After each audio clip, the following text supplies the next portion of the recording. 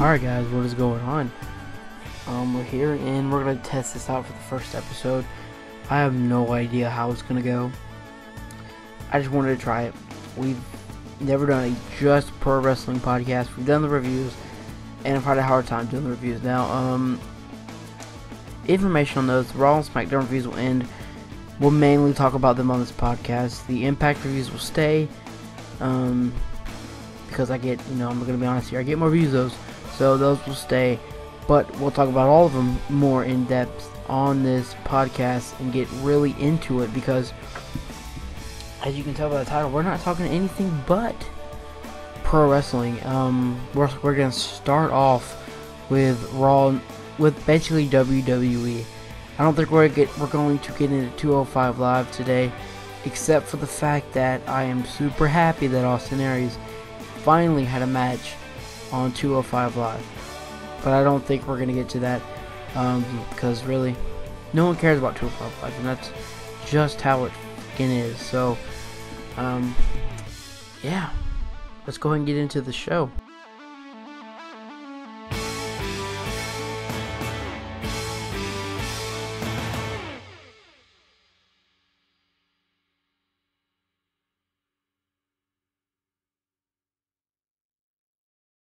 So we're gonna skip the Kevin Owens crap. Here's the deal. Being a Kevin Owens fan, I was pissed that he got beat so quick. But honestly, we knew it was going to happen. We all knew it was gonna happen. I mean, okay, he beat Brock Lesnar in like a minute or under a minute. He was in the Royal Rumble, but I don't think he lasted too long. I don't remember. So what makes you think that he's going to last anything more than a minute in a match against Kevin Owens, who's not the marquee match, the big money match that everyone wants to talk about, is Brock Lesnar. So, duh. There's a lot of people I saw getting upset. I mean, I didn't even watch Fastlane because, honestly, I heard it was really bad, and I figured it was just going to be a blown-up Raw, and that's what it was. Now, the Kevin Owens and Chris Jericho thing, I knew it was going to happen. I'm going to enjoy it. This rivalry, though. What I want to know out of it, what I want to know out of everything is this match. What is it going to be good? That is what I want to know. Is it going to be good? Because I don't know if Goldberg can still put on a good match. Because we've seen it 1 minute. We know Brock Lesnar can put on a good match, no matter if you like him or you don't like him. Personally, not a fan, because I don't like part-timers, and that's why I'm not too big on the whole Goldberg thing. But I understand it. They're not here. I mean, let's see. Goldberg winning the title is not for the fucking... they're not for the marks. They're not. They're for the people who tune in because they see a commercial that says... It's Goldberg. He's returning. Yeah, that's what's going to happen. He's there for the kids, and he's there for the older guys, people who remember Goldberg and stopped watching around the time he retired or quit or whatever, and they see a commercial that, oh shit, Goldberg is back.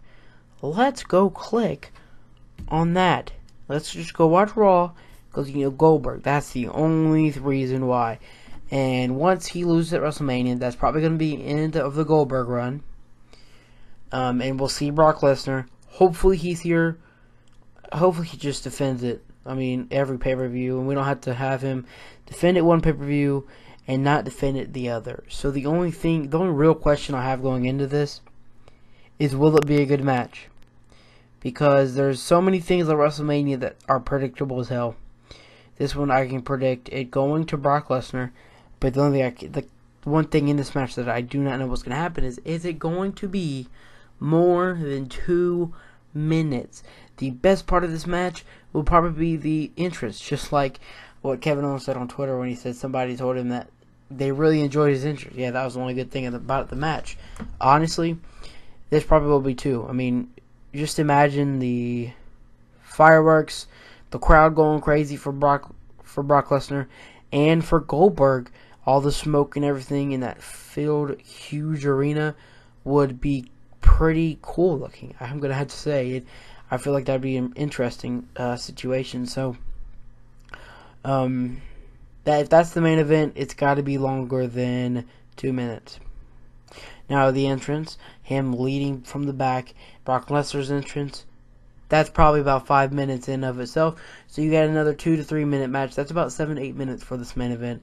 To where I'm going to be quite honest with you, normally in main events, the last couple of years, like the best main event I can remember dating back in WrestleMania, dating back to when it was Daniel Bryan, Batista, Randy Orton. That was my favorite. Now the Brock Lesnar and Roman Reigns one we had was not too bad.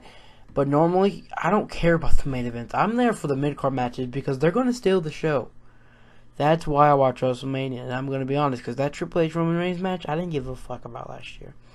I was still reeling over the fact that Shane McMahon jumped off a freaking Hell in a Cell. That's the only thing I cared about. So this match, I hope it does good. This is not going to be why I'm watching WrestleMania, but it's going to bring in a lot of younger fans or some of the older guys that watch WCW and quit one around the time WCW, closed its doors. So honestly, it was a good idea for them to bring Goldberg in. Everything they did here was right.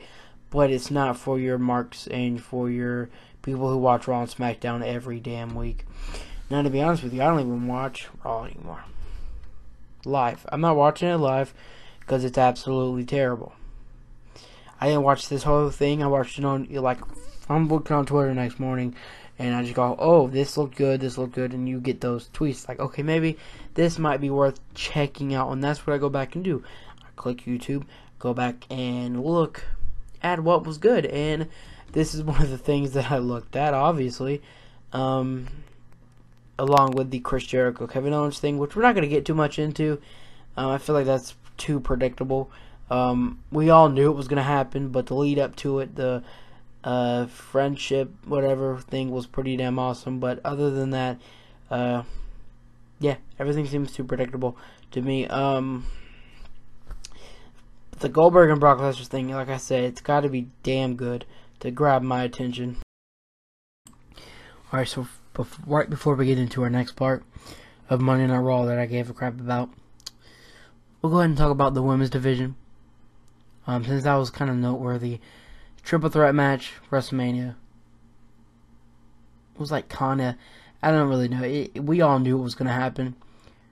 But last year's triple threat, a lot of people say that it stole the show between Becky Lynch, Charlotte, and Sasha Banks. Me, for one, I didn't believe that. I think this one will even more because not a big fan of Becky Lynch. Bayley's a little bit better in the ring, character-wise, like on promos.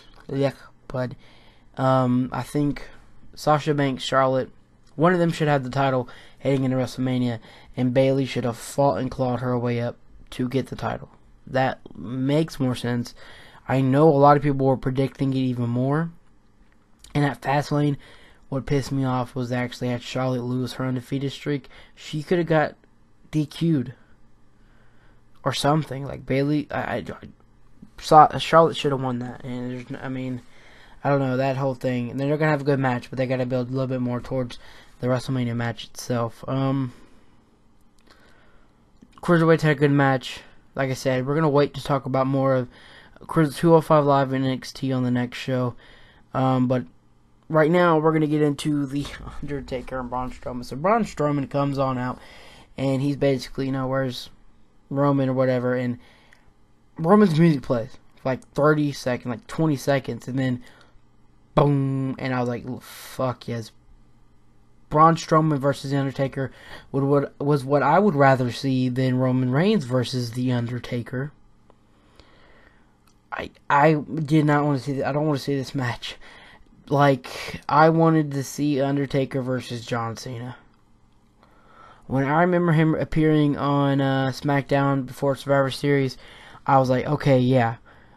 Undertaker versus John Cena might be able to happen because they're both going to be on SmackDown. Then, when Undertaker showed up on Raw, I was kind of thinking in my head, please don't let it be Roman Reigns. Anybody but Roman Reigns.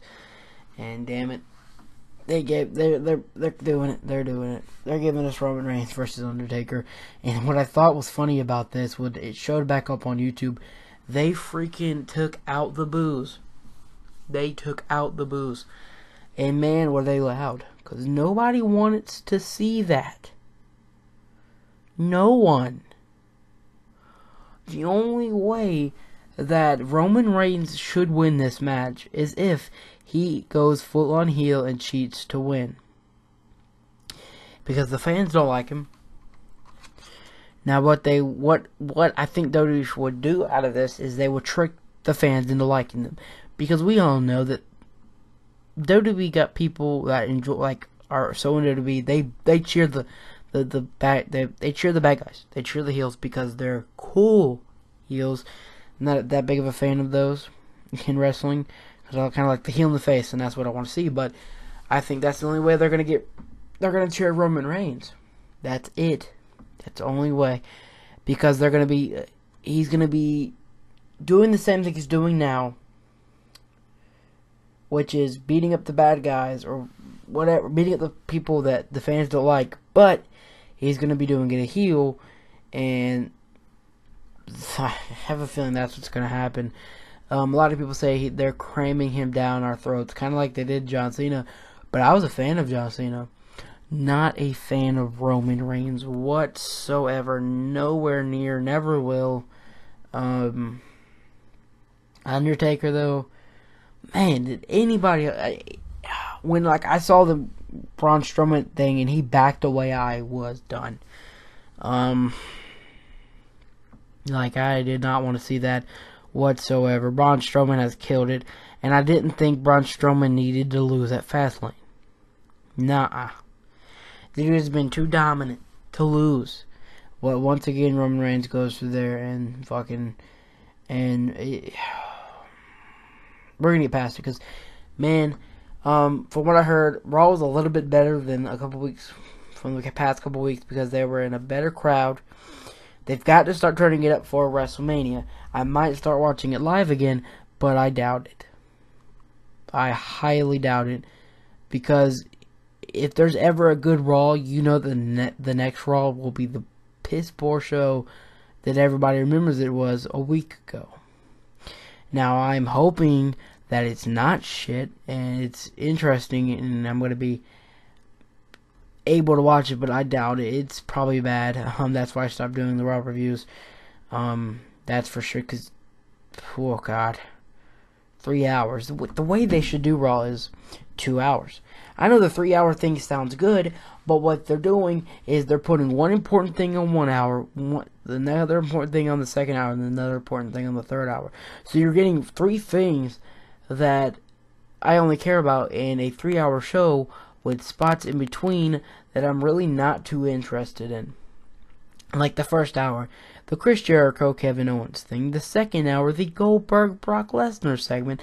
The final hour, actually 11:05, after the damn show and supposedly supposed to end, we get the final thing. So those hours in between each thing is the thing that's killing me. If it would go back to 2 hours like Smackdown, it would be a lot better. Which we're going to go ahead and get into Smackdown now, and we got a lot to discuss on Smackdown. Okay, Smackdown. Here we go. Smackdown was better. I did watch it, but I didn't watch it live. I had it recorded, but Smackdown I could actually sit through. There's, of course, always things you don't like. I don't care what anybody marks over. A lot of people mark over Smackdown, and I'm going to be honest here, it's not as great as a lot of people make it out to be, because they have to sit through 3 hours of the worst programming on TV. Nah, never mind. Probably shouldn't say that to that degree, but it's pretty bad most weeks. So they get into SmackDown. Okay, 2 hours. The show runs quick. There is a lot of things that are good because it's in 2 hours, and there's only usually 1 or 2 bad segments, as if Raw there's like 10. That's why I think people mark out for SmackDown, and I understand it. I'm not saying that it's bad. I'm just saying that it's not as good as people make it out to be. My favorite part of SmackDown was not the match that happened. This was what the major thing that pissed me off. I hate James Ellsworth. I did not ever enjoy anything. I enjoyed him getting his ass beat by Braun Strowman, but when he gets victories over AJ Styles, and then now this Carmella shit with him and Carmella, not any good, because Ellsworth, I just can't. when are we going to see this guy leave? Get out of here. So when John Cena and Nikki beat Carmella and Ellsworth, I was like, okay, can we just stop? And then I saw the Miz get up and Maurice, and they lay out John Cena and Nikki, and what they say on the mic, I mean, thank you, Miz. Miz said, this is the real couple, because they didn't have to hide it. It wasn't just marketing. They didn't just make it happen for ratings or whatever. Thank you. I mean, let's be honest. I'm a big fan of John Cena, but Miz is my guy. What he said was good. Man, the Miz should be in the world title picture. I don't know how many more times I can say this. They obviously have to trust him enough to put him in a match at WrestleMania with John Cena again. When he was on that world title run, the only reason he got put in the main event was to see The Rock come out so they can next year or the year after, whatever, do the whole John Cena versus The Rock. Sadly for the Miz, after that, kind of pushed his career to the side. He lost the title after that, and then never really gotten into anything since. Now that this brand split has happened, he is the star of the brand split. Him and Braun Strowman are the stars.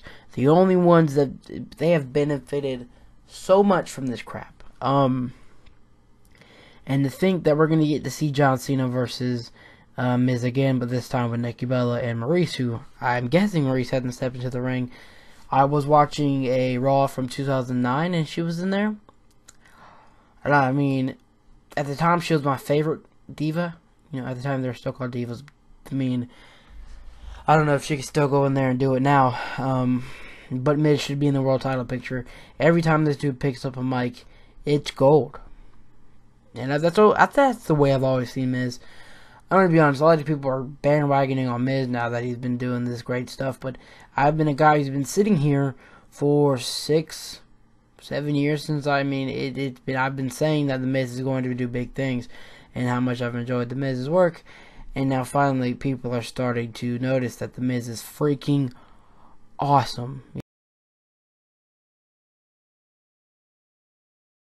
Alright, so we get the official number 1 contenders match between AJ Styles and Randy Orton. And what a match it was. The first time it's ever happened, I believe, from what everybody was saying.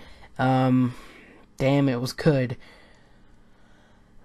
AJ Styles is the freaking man. Randy Orton is killing it as well.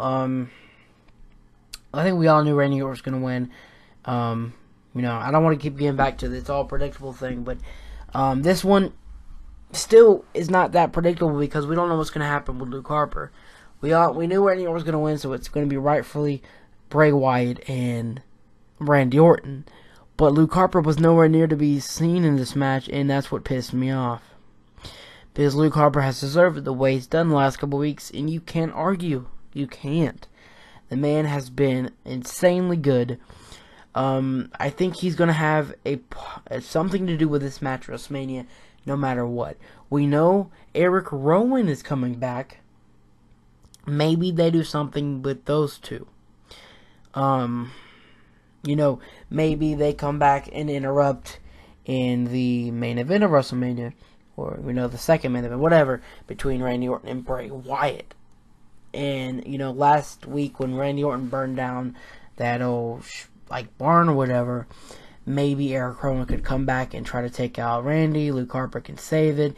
Then they both turn on both Randy Orton and Bray Wyatt, go into the tag team division, and squash American Alpha like bugs. Because I don't know what's going to happen with this. Consistently since the storyline happened, I don't know what's going to happen week after week, and that's how you should book pro wrestling. Unpredictability is the best. There's no other way around it. I think Randy Orton does win at WrestleMania. It's gonna suck because I feel like Bray Wyatt should always been the world title holder for the past couple years now. The dude's great. Finally gets it, and he's gonna lose at WrestleMania. So it sucks, but I do think it's a great storyline. Probably the best going into WrestleMania. Besides Jericho and Kevin Owens, it's the best going into WrestleMania No other way to say it. I mean, head and shoulders above a lot. So we're gonna get into the AJ Styles thing and what happened backstage and everything. I got a lot to say about that, to be honest. All right. State the obvious real quick. What the fuck is Michael P.S. Hayes wearing? I guess that's you could wear whatever you want to wear when you've got money, and I think that's the whole thought going into that whole thing he's got going with a fanny pack. The fuck? That's that face right there was the utter shock of what he saw when he walked into the room, seeing that thing that Michael P.S. Hayes is wearing. That's it. No, I'm just kidding. It's honestly one of the most interesting matches at WrestleMania, if that's what they're building to. A lot of people have speculated that what Shane's going to do is he's going to bring in Nakamura to face AJ Styles. If so, I don't care about any other match at WrestleMania. No, I'm just kidding. It would be good, but I think they're still going to go with Shane versus AJ. Just what he's done this year and what they built up to. You know, AJ not getting put in the front of the picture of the Royal Rumble poster. Him missing all these opportunities. That's the whole storyline going into this. I'm fine with this match. A lot of people are pissed, but here's the deal. AJ Styles can make anybody look good in the ring, and Shane McMahon is pretty damn good anyway. I've got to say that he's a showman, and he's going to take some crazy leap that you're like, what the fuck? He looks good in the ring most of the time, so I think this match is going to be fine. It's going to be funny. It's going to be, they're going to see some shit you've never seen Shane do before because it's WrestleMania. It's going to be turned up 110% from what he did last year, I feel like. So, this should be good. A lot of people are pissed. I'm totally fine with this because AJ Styles is the best wrestler in the world, in my opinion, and Shane McMahon is pretty damn good. You know, admit just making the highlight move, and he can do that against an AJ Styles. So that's going to be it for our WWE talk. Yeah, we did a lot of that. So now let's go ahead and get into the pro wrestling business outside of WWE, and there's a lot to. All right, now for the biggest news coming into this week. Happened in the weekend, Saturday night. I was not able to do any coverage of it because I was camping. Not a story that I want to get into because it was freezing cold, but this is just wrestling, so we got to get into this. The Hardys have signed a deal with ROH. They come in, shockingly upset the Young Bucks, and everybody was marking the fuck out.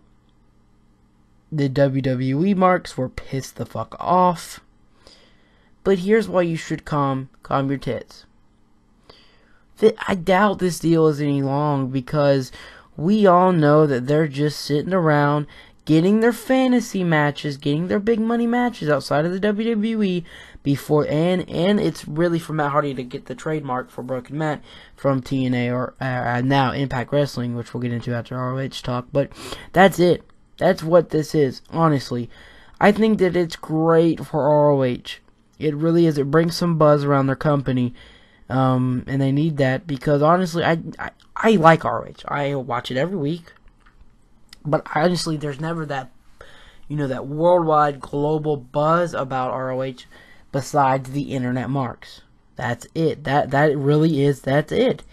And I think this helps bring in a lot more viewers if they get the channel, and it's good for the company. But I don't know. I honestly think this deal maybe will last like a month after WrestleMania. Then it'll be up. They'll go into either Raw or Smackdown and finish off their career. They'll probably get into the Hall of Fame. I don't know. Like, honestly, I hope Matt Hardy gets the rights to the broken gimmick. I hope Impact don't fight him too much on this. But honestly, if he doesn't, I think we're all fine with the final big Hardy Boys run that we all deserve and we all probably want to see still, because they've earned it. They're one of the best tag teams of all time. As they call it, they're the best tag team in all of space and time. Yeah, then they said at the event, which it was Manhattan Mayhem, that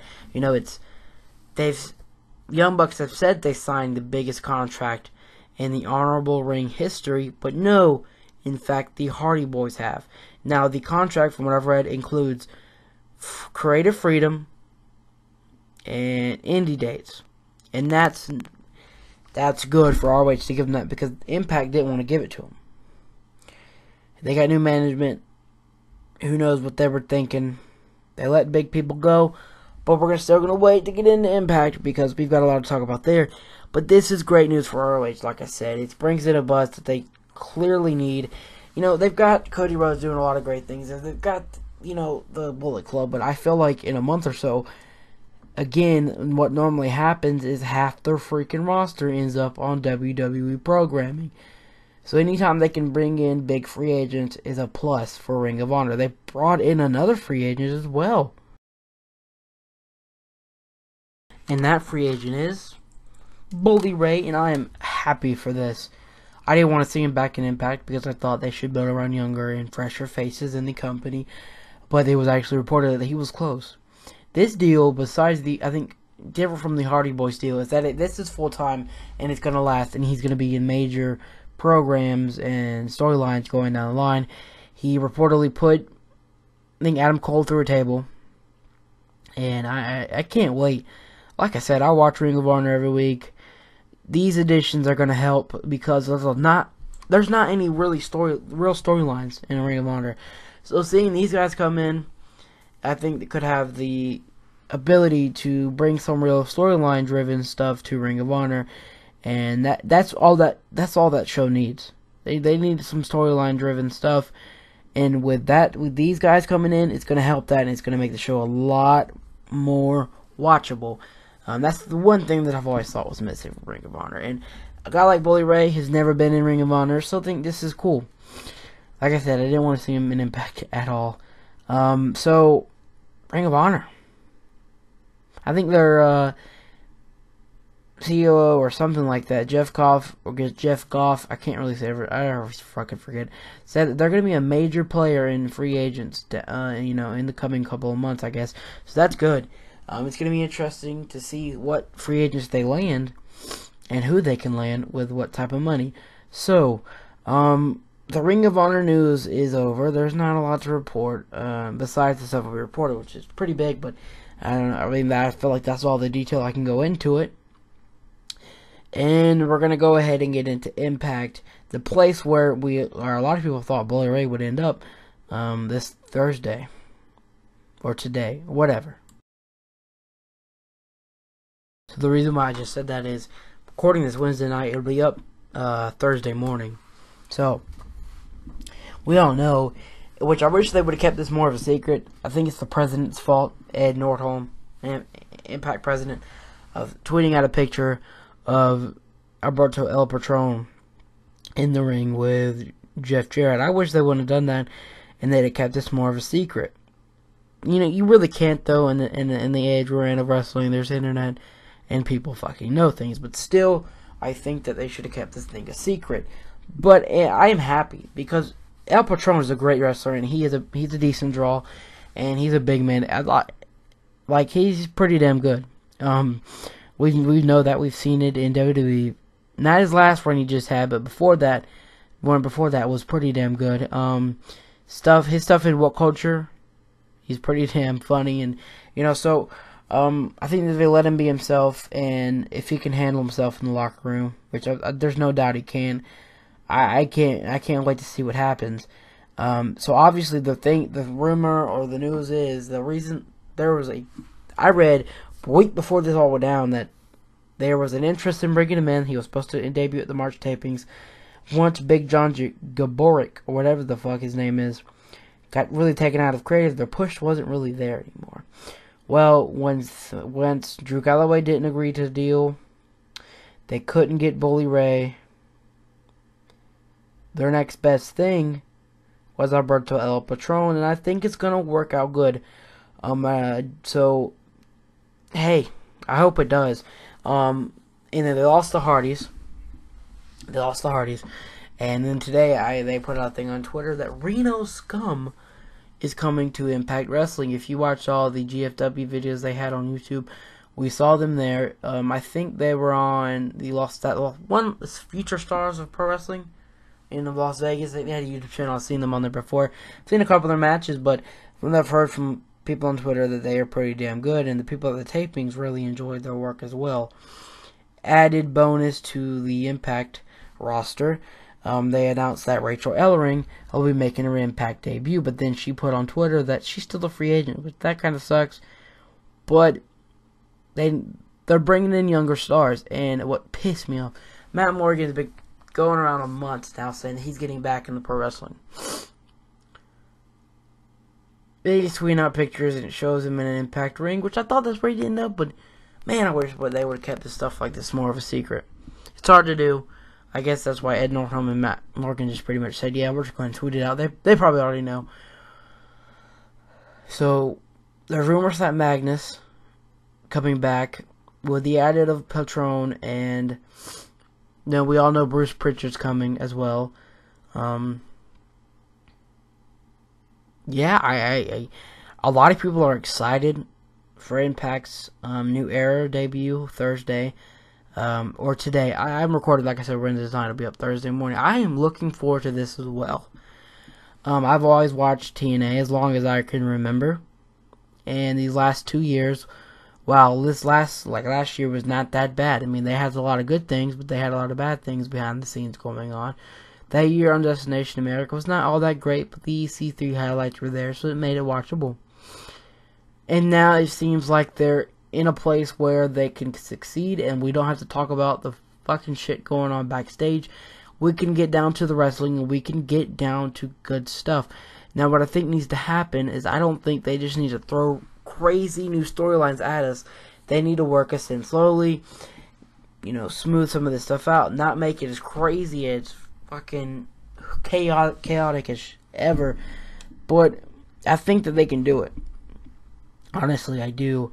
And then last week I put out all the stuff, all the people leaving, then the Spike UK deal, and then there's rumors. I think Pro Wrestling Sheet reported it, that's saying that, Spike official was there and they met with Jeff Jarrett about a possible return to the United States. But I do know, I think sometime this year or maybe next year, Spike's going to turn in like Paramount or Peak TV. It's just a rebrand, I don't think. Just like they would get on Spike, and then once they rebrand, they would lose their TV deal. I do think that they'll probably stay on Spike. I think it's a good odds. I would feel, because they would get the Spike UK deal. Why not bring them back in the US? Which I think the original reason why they got dropped from their Spike deal was because of Dixie Carter, for what I remember reading. Now that Dixie's gone, immediately get the Spike UK deal. Then there's rumors that Spike is backstage negotiating or just meeting on possible United States return. No big surprise. I hope it happens. I honestly do. Pop TV really does not have the reach a Spike TV does. Now, Impact have shown that they can get close to 500K on Pop. They've reached millions of homes, but they're not on DirecTV anymore, I think, is what I heard. They're losing a lot of cable providers. I think Spike TV is on basic fucking cable. So I think that would be a big return for Impact to get back on Spike, get their momentum back, hopefully in the summer, start going on tour, make that finally make that India tour, go back in the UK. Man, they could do some really major things. But they need to re-sign some more of their stars. I think the main stars signed to big, locked into contracts are Moose, EC3, Eli Drake, Eddie Edwards, and Davey Richards. I think those were the 5 that I saw that were locked into deals. So they're not going anywhere anytime soon, which I'm glad. But they need to lock in the X Division guys. I think the X Division really needs to get worked on, and I think Jeff Jarrett knows that. So that's all the Impact news. I think that's everything that I want to talk about on this episode. So with that being said, let me know what you think about the Raw, what I talked about Raw, what I talked about on Smackdown, what I talked about ROH and Impact, your thoughts on everything. Go ahead. I'll read a full page down in the comments. Like, subscribe, and comment. I am out. Thank you so much for watching. Hold on real quick. But if this gets good, a big response, we'll continue on with episode 2. Not so much. I don't know what I'll do with it. I think we'll make it to 5 episodes, and then I'll really determine if we'll continue this podcast or not. But with that being said, I'll see you guys Thursday night for the Impact review. And like, subscribe, and comment. I am out. Thank you so much for watching.